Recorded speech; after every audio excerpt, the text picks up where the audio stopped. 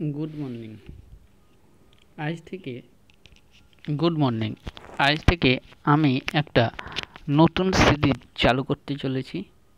অনেক অনেক অনেক দিন হয়ে গেল ভিডিও করি না, কেননা সাবস্ক্রাইবারও বাড়ছে না, কিন্তু ওয়াচ আওয়ার অবশ্যই বাড়ছে, অনেক বাড়ছে। প্রতিদিন দেখছি 2 ঘন্টা 2.5 ঘন্টা করে প্রত্যেক আমার ভিডিও দেখছে এই চ্যানেল থেকে। সেখান থেকে বুঝতে পারছি যে ছেলেপেলে দরকার আছে এ ধরনের ভিডিওর, কিন্তু দুঃখের বিষয় হলো সাবস্ক্রাইবার পাচ্ছি না, যার কারণে আমি এনার্জি হারিয়ে ফেলছি। তো যাই হোক, আবার নতুন করে এনার্জি নিয়ে শুরু করতে চলেছি একটা নতুন সিরিজ। সেটা হলো সামনে রেলের প্রচুর প্রচুর প্রচুর ভ্যাকেন্সি আসছে।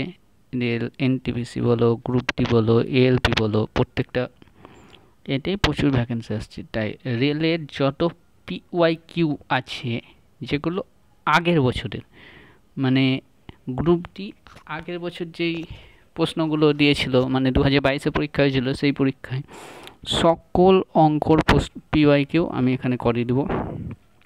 ভিডিও আসবে সপ্তাহে 3টে করে অবশ্যই, আর একটা ভিডিওতে 5টা করেই থাকবে, মানে 3 5 15টা করে। তো এনাফ, পরীক্ষা আস্তে আস্তে শেষ হয়ে যাবে, আমি ভরসা দিচ্ছি। দরকার হলে তখন ভিডিওর সংখ্যা বাড়িয়ে দেওয়া হবে, কেননা 700 থেকে 750 মতো প্রশ্ন আছে।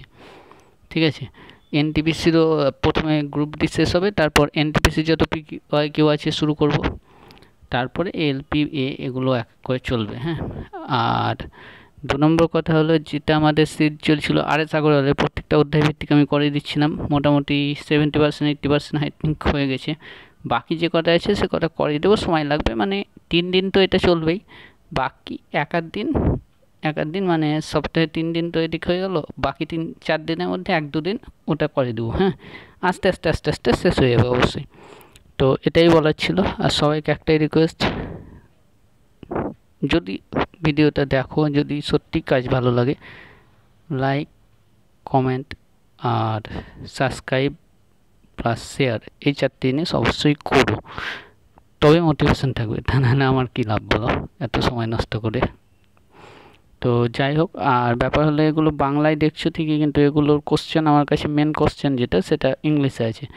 তো আমি ইংলিশে টাইপ করেছি, করে গুগল ট্রান্সলেটে যেয়ে আমি বাংলায় ট্রান্সলেশন করে নিয়েছি। তো ট্রান্সলেশনে একান্ত হয়তো গোলমাল থাকতে পারে, সেটা কিন্তু দেখো না। হ্যাঁ, এটা আসল যেটা আমার কাছে আছে সেটা কিন্তু ইংলিশ, কেননা আমি নিজের যে কাজ করি সেগুলো ইংলিশেই করি, বাংলায় করি না। হ্যাঁ, তো দেখো। আর হ্যাঁ, এই কোশ্চেনগুলো কিন্তু মিক্স কোশ্চেন, যদিও আজকে দেখলাম যে 5টা নিয়েছি সবই এর পড়েছে, আই থিঙ্ক এজ থেকে পড়েছে, কিন্তু এগুলো মিক্স কোশ্চেন হবে।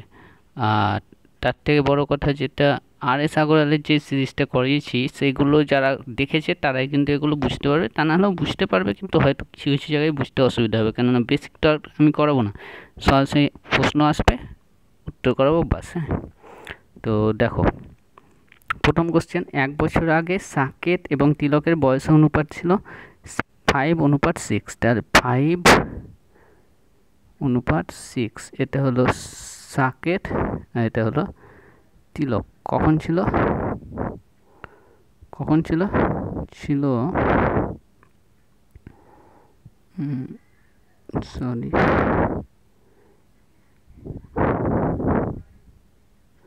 কখন ছিল 1 বছর আগে। কখন ছিল? 1 বছর আগে 5:6 ছিল। আর 4 বছর পরে, 4 বছর পরে কত হবে? 4 বছর পরে হবে 6:7। হ্যাঁ, এখানে খেয়াল করো, যে বিষয়টা আমি বোঝাবার চেষ্টা করছি, যে হ্যাঁ, তার আগে বলে সাকেতের বর্তমান বয়স হলো। তো প্রথমে 5 থেকে 6-এর গ্যাপ কত? অবশ্যই 1। 6 থেকে 7-এর গ্যাপ কত? অবশ্যই 1। দুদিকের গ্যাপ আমাদেরকে প্রথমে একই করতে হয়, আমাদের কাজ হলো দুদিকের গ্যাপ যেন একই হয়। এগুলো এই যে অঙ্ক যারা করেছো তারা বুঝতে পারবে। তো যেহেতু একই আছে, সেহেতু আমাদের কাজ প্রথমে অর্ধেক হয়ে গেল। এবার এই 1-এর মান কত? এটা 1 বছর আগে থেকে 4 বছর পরে, মানে 1 বছর আগে দিয়ে বর্তমানে এলাম, 1 হলো, দিয়ে 1 বছর, 2 বছর, 3 বছর, 4 বছর হলো। তাহলে মোট কত বছর হলো? ব্যাপারটা বুঝতে পারবেন, আর একটু ভালো করে বোঝাই। এটা ধরো বর্তমান সংখ্যা রেখা, এটা বর্তমান, তার মানে এটা কত 0, এটা কত 0। 1 বছর আগে মানে এটা -1, আর 4 বছর পরে মানে এটা কত +4। তাহলে এইখান থেকে এখানটার গ্যাপ কত, এটা হলো +5 এর গ্যাপ। কত গ্যাপ? 5 এর গ্যাপ। প্লাস হবে না অ্যাকচুয়ালি, এটা হবে গ্যাপটা কত, গ্যাপটা হবে 5 এর। সংখ্যা রেখার সাহায্যে বুঝলাম, কেননা এখান থেকে 1, এখান থেকে শুরু হলে 1 2 3 4 5, ঠিক আছে। তাহলে গ্যাপটা কত হবে সংখ্যা রেখা দিয়ে ভালো করে বুঝিয়ে দিলাম। এই জায়গায় কিন্তু অনেকে মোটামুটি এই প্রশ্নটা যদি পড়ে যায় পরীক্ষায়, আমি গ্যারান্টি দিয়ে বলতে পারি 80% ছেলে অঙ্ক ভুল করে আসবে, বুঝতেই পারবে না। তো এই গ্যাপটা কত 5 বছর। তাহলে এখানে 1 এর মান কত, এখানে 1 এর মান হলো 5 বছর, 1 এর মান হলো 5 বছর। 1 ইউনিটের মান কত হলো, 1 ইউনিটের মান 5 বছর। এবার বলছি দেখো সাকেটের বর্তমান বয়স কত, সাকেটের বর্তমান বয়স কত 6 ইউনিট। 1 ইউনিটের মান যদি 5 বছর হয় তাহলে 6 ইউনিটের মান কত হয়, 5 গুণিত 6 সমান 30 বছর। 5 গুণিত 6 সমান 30 বছর। ব্যাপারটা বোঝা গেল? তাহলে এর মান কত হয়, 5 গুণিত 6 সমান 30 বছর। এবার যদি আমাকে বলতো এখান থেকে তিলকের বয়স কত, তাহলে আমরা সঙ্গে সঙ্গে বললাম তিলকের বয়স কত হতো, 5 গুণিত 7 35 বছর। তিলকের বয়স কত হয়ে যেত, 5 গুণিত 7 35 বছর। আমাকে যদি বলতো এখানে যে সাকেত এবং তিলকের বয়সের গ্যাপ কত, তাহলে সাকেত এবং তিলকের বয়সের গ্যাপ কত হতো, সাকেত এবং তিলকের বয়সের গ্যাপ হতো তোমার এত 6 থেকে 7, 1 এর গ্যাপ মানে 5 বছরের গ্যাপ। এরকম প্রশ্ন কিন্তু এইগুলো আসবে, মানে এই অঙ্কটা থেকে 3টে প্রশ্ন আসতে পারে, 3টেই বলে দিলাম। হ্যাঁ, অ্যান্সার কোনটা, ডি এর দাগ, অ্যান্সার কোনটা, ডি এর দাগ। বোঝা গেল? খুব সুন্দর কোশ্চেন এবং ছোট কোশ্চেন কিন্তু বুদ্ধির কোশ্চেন। যাই হোক, এবার চলে আসছি আমরা 2 নম্বর প্রশ্ন। বলছে যে আমার বাবা বর্তমানে আমার থেকে 25 বছরের বড়, ঠিক আছে। আমার বর্তমানে যেটা বয়স তার থেকে 25 বছর বেশি বয়স কার, আমার বাবার। 5 বছর আগে আমাদের বয়সের যোগফল ছিল 39 বছর, ঠিক আছে। আমার বর্তমান বয়স খুঁজুন, আমার বর্তমান বয়স খুঁজুন। ধরে নিই যে আমার বয়স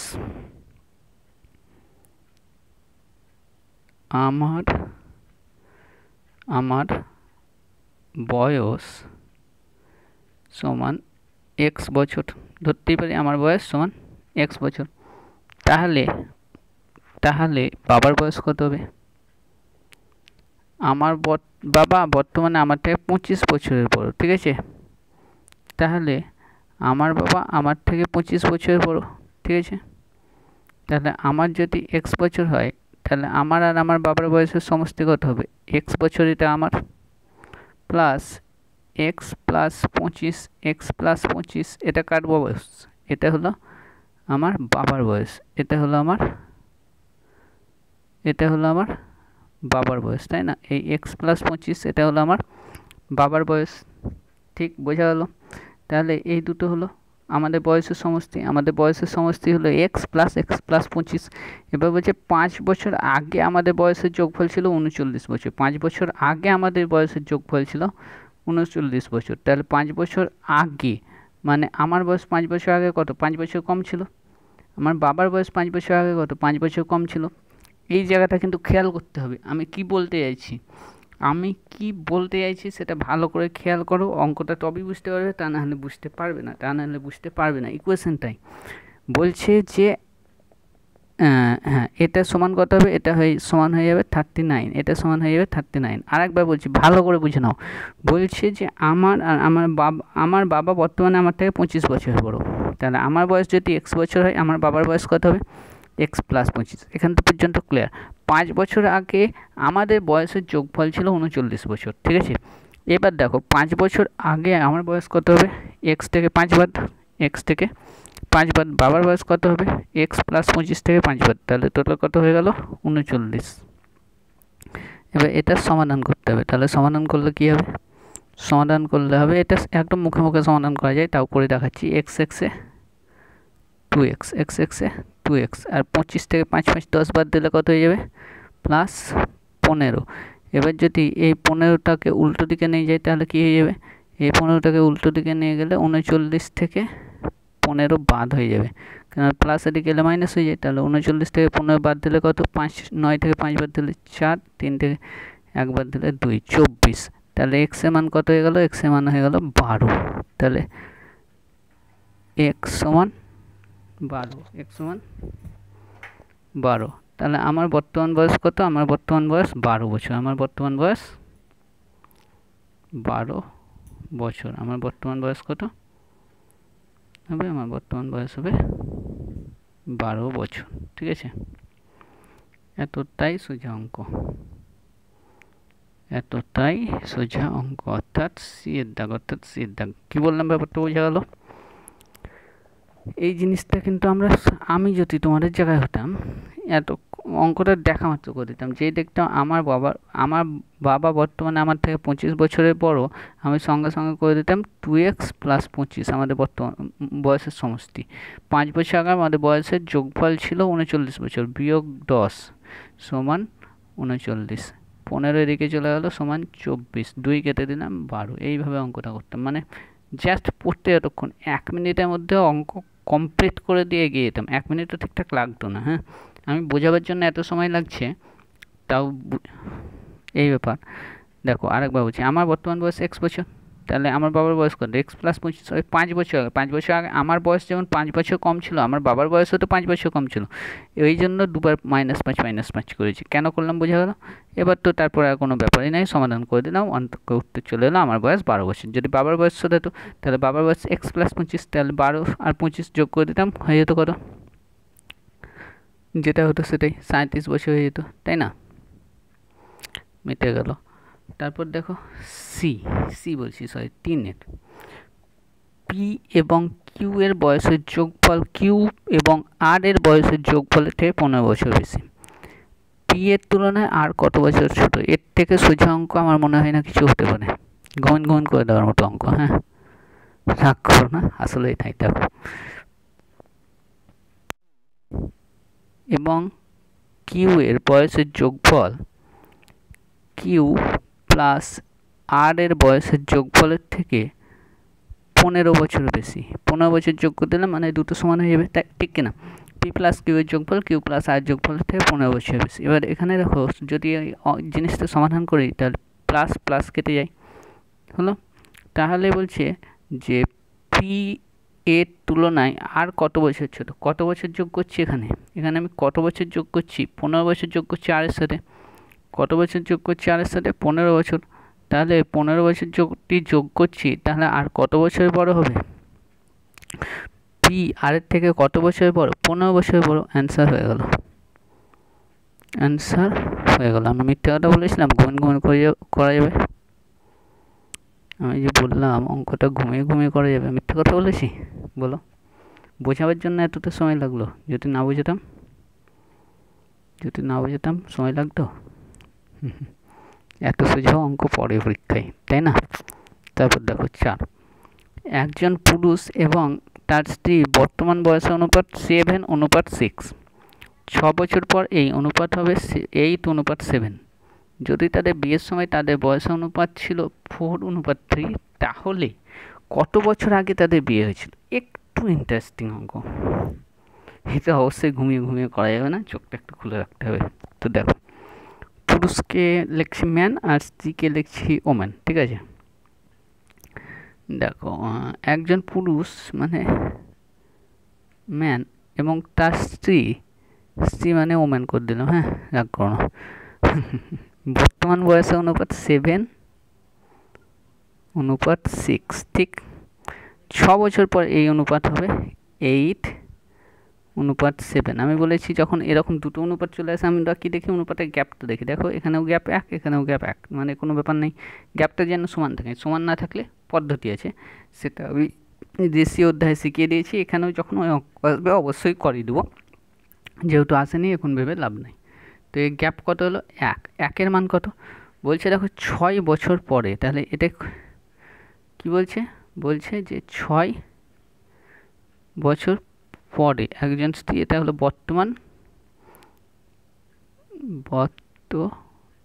বর্তমানে হলো 7:6 আর 6 বছর পরে, 6 বছর পরে হবে 8:7, তাই না?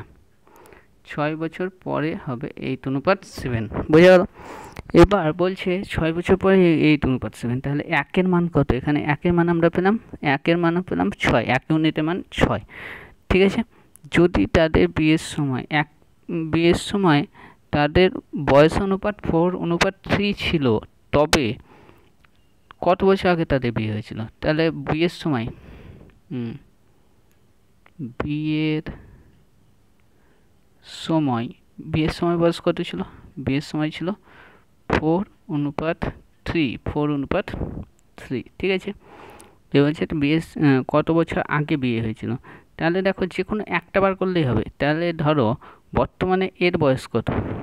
6 গুণিত 6 সমান 36 বছর, তাই না? আর বিয়ের সময় ওমেনের বয়স কত ছিল? বিয়ের সময় ওমেনের বয়স ছিল 3 গুণিত 6 সমান 18 বছর।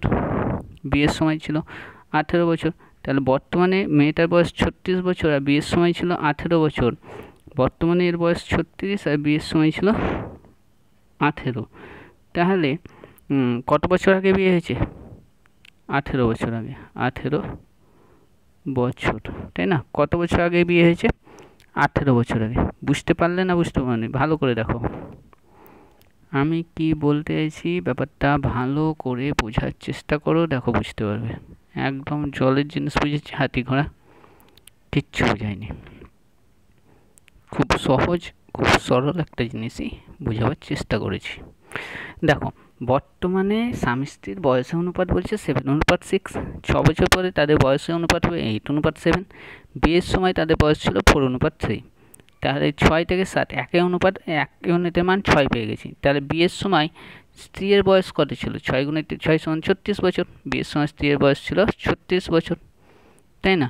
আর বর্তমানে স্ত্রীর বয়স কত? বর্তমান স্ত্রীর বয়স 36 বছর। বিয়ের সময় স্ত্রীর বয়স কত ছিল? 18 বছর। তাহলে তাদের বর্তমানে ওর বয়স হলো 36, বিয়ের সময় ছিল 18। তাহলে কত বছর আগে বিয়ে হয়েছে? 18 বছর আগে। বোঝা গেল? এবার আমরা ওমেন নিয়েছি, আমরা যদি পুরুষ নিতাম তাও কিন্তু উত্তর একই আসতো। দেখো 6-7 কত চলে আসতো? 42। আর বিয়ের সময় 4-6 24। তাহলে কত গ্যাপ হচ্ছে? 18। বোঝা গেল? যে কোনো একটা করলেই হবে, দুটো করার দরকারই নেই। যেহেতু দরকার নেই সেহেতু আমি করবো কেন? আমার সময়ের অনেক দাম, তাই না? পরীক্ষার সময় 5 সেকেন্ডেরও প্রচুর দাম। আর এর ব্যাপার, এদিকটা করতে গেলে 10 সেকেন্ড তো লাগতো। 10 সেকেন্ডে আমার একটা জিএসএ কোশ্চেন করে দেওয়া যাবে, তাই না? বা জিকের কোশ্চেন করে দেওয়া যাবে। দেখো 5 নম্বর বলছে, মোহনের বয়স রেহানের বয়সের 150%, সোহানের বয়স রেহানের বয়সের 250%। তিনজনের বয়সের যোগফল যদি 60 বছর হয়, তাহলে রেহানের বয়স নির্ণয় করো। এটা কিন্তু ঘুমিন করে দেওয়া যাবে, অবশ্যই ঘুমিন করে দেওয়া যাবে। দেখবে কেমনভাবে করবো। ধরে নেব মোহনের বয়স রেহানের বয়সের 150%, তাহলে আমি কী ধরবো? রোহানের বয়সের, তাহলে রয় ওকার হয়াকার দন্তনা রোহানের বয়স ধরে নিলাম 100 বছর। অনেক দিন বাঁচুক তুমি, জিও হাজারো সাল, তাই না? দরকার নেই বছর লেখা, তুমি জিও হাজারো সাল, 100 বছর, 1000 করে দেবো, দরকার নেই। দিয়ে বলছে মোহনের বয়স, তাই না? তাহলে ময়কার হ দন্তনা মোহনের বয়স কত? 150% বেশি, তাহলে মোহনের বয়স কত হবে? 150 বছর। এবার সোহান, তাই না? দন্ত সৌকার হায়াকার দন্তনা সোহানের বয়স কত? 250% বেশি। কত পার্সেন্ট? 250%। তাহলে 100 250%, 250। ভেবে দেখে নাও, তখন বলবে যে বোঝালো না। 100 কত পার্সেন্ট? 250%। 250% পার্সেন্টেজ উঠে গেলে নিচে 100 বসে, 100 কেটে গেলো, এইভাবে হবে। হ্যাঁ, তাহলে 250% মানে 250 বছর। বোঝা গেল? এবার এই তিনটের অনুপাত বার করে নাও, ঘুমিন অনুপাত বার করে নেবে। 50 দুগুণি 100, 3 50, 150, 5 50, 250। অনুপাতের সমষ্টি কত? অনুপাতের সমষ্টি হয়ে গেল 10। অনুপাতের সমষ্টি হয়ে গেল 10। এটা কিন্তু রেশিও থেকে দিয়েছে, হ্যাঁ, এতটা বোঝা গেল। অনুপাতের সমষ্টিও পেয়ে গেলাম। এবার কি করব? আর কিছু করা আছে কি? অবশ্যই করা আছে, করলেই করা আছে। জীবনে করার প্রচুর জিনিস আছে, আমি তো কিছুই করাইনি।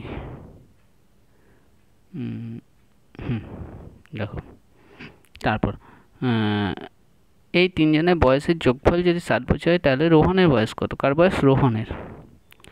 রকার হয়াকার দন্তনায়কার রোহনের বয়স কি লিখছি আমি? যতদিন নিয়েছি লেখাপড়া বলে গেছি বয়স। দেখো রোহনের বয়স কত? টোটাল বয়স কত? 7 বছর। অনুপাতের সমষ্টি কত? 10। রোহনের কত? 2। রোহনের কত? 10 ইউনিটের মধ্যে 2 ইউনিট কেটে দাও। 6 6 দুগুণে 12 বছর। রোহনের বয়স কত? 12 বছর। গেল অঙ্ক গেল। এতটাই সোজা অঙ্ক। অ্যান্সার কোনটা? দেড় দাগ। অ্যান্সার কোনটা? দেড় দাগ। আরেকবার বলে দিই, মোহনের বয়স রোহনের বয়সের 150 গুণ, 150%। তাহলে রোহনের বয়স ধরে নেবে 100, তাহলে মোহনের কত? 150 হয়ে যাবে। সোহনের বয়স 250%, রোহনের বয়স 100, সোহনের বয়স 250। অনুপাত বার করে নেব, তো অনুপাত 3:5। অনুপাতের সমষ্টি বার করে নেব 10। এবার রোহনের বয়স, তিনজনের বয়সের সমষ্টি 60 বছর, অনুপাতের সমষ্টি 10। রোহনের বয়স 2 ইউনিট, তাহলে কত বছর হয়ে গেল? 12 বছর। ঠিক আছে, তো আজকের মতো এটাই। 5-এর অ্যান্সার হলো দেড় দাগ, 4-এর অ্যান্সার হলো এর দাগ, 3-এর অ্যান্সার এর দাগ, 2-এর অ্যান্সার সিয়ের দাগ ও 1-এর অ্যান্সার দেড় দাগ। এবার সকলের কাছে বিশেষ বিশেষ বিশেষ অনুরোধ, অঙ্কগুলো যারা ভিডিওগুলো দেখছো প্রথম থেকে শেষ অবধি অবশ্যই দেখো, তোমাদেরও সুবিধে এবং আমারও ভালো লাগবে। আর 2 নম্বর কথা, একটাই রিকোয়েস্ট, অন্তত একটা কিছু যা মনে আসছে একটা কিছু কমেন্ট করো, যেন আমিও বুঝতে পারি যে না ওরা দেখছে, আমারও ভালো লাগবে এবং এনার্জিটা আসবে ভিতর থেকে, তা নাহলে ভালো লাগছে না, তাই না? এত এত ভিডিও করছি, সবাই দেখছি ভিডিও দেখছেও, প্রতিদিন আমার 2 থেকে 3 ঘন্টা ওয়াচ আওয়ার আসছে, তার মানে অবশ্যই ভিডিও দেখছে বলেই আসছে, কিন্তু কেউ লাইকও করছে না, কমেন্টও করছে না, শেয়ারও করছে না, সাবস্ক্রাইবারও বাড়ছে না, এনার্জিও থাকছে না। তাই অবশ্যই লাইক করো, কমেন্ট করো, শেয়ার করো, সাবস্ক্রাইব করো, বন্ধুদেরও জানাও যে এরকম একটা কাজ চলছে পিওর বাংলায়, এরকম কাজ করাচ্ছে। খুব কম ইউটিউব চ্যানেল আছে, হাতে গোনা কয়েকটা ইউটিউব চ্যানেল আছে যারা এসব কাজ করছে। তার থেকেও যদি তোমরা সাপোর্ট না করো, তারপর যদি বলো যে আমরা হিন্দি ইউটিউব চ্যানেল দেখে শিখতে হচ্ছে বা ইংলিশ ইউটিউব চ্যানেল দেখে শিখতে হচ্ছে, বাংলায় ভালো ইউটিউব চ্যানেল নেই এসব বিষয়ে, সে দোষ কিন্তু তোমাদেরই হবে, আমাদের না। আমরা তো চেষ্টা করছি কিন্তু সাকসেস পাচ্ছি না, তাই না? অটোমেটিক তখন এনার্জি হারিয়ে দিছি। আচ্ছা, আজকে এতটুকুই।